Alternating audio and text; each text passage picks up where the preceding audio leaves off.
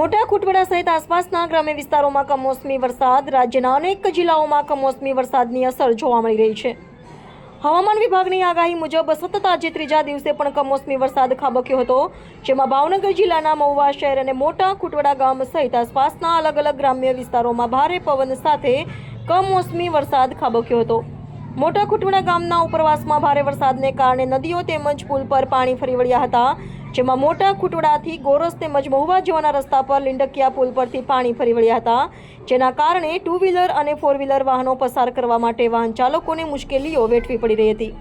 જેથી મોટા ખુટવડા ખાતે રહેતા સ્થાનિક બાપા સીતારામ યુવક મિત્ર મંડળ દ્વારા ટુ વ્હીલર અને ફોર વ્હીલર સહિત વાહન ચાલકોને મદદ કરી પુલ પસાર કરવામાં આવતો હતો, જેથી કરીને કોઈ જાનહાનિ વાહન ચાલકોને ન થાય. તેમજ ભારે વરસાદ અને પવનના કારણે રોડ રસ્તાઓ પર પાણી ભરાઈ ગયા હતા અને વૃક્ષો પણ ધરાશાયી થયા હતા. રિપોર્ટર વિજય બારૈયા સાથે રમેશ ચિંજુવાડિયા, દીવ મિરર ન્યૂઝ, મહુવા. હાય, હું છું ક્રુઝિન સિંઘાનિયા. આપની આસપાસના સત્ય સમાચાર જાણવા માટે જોતા રહો દીવ મિરર ન્યૂઝ અને હા, લાઈક અને સબસ્ક્રાઇબ કરવાનું ભૂલતા નહીં. Thank you.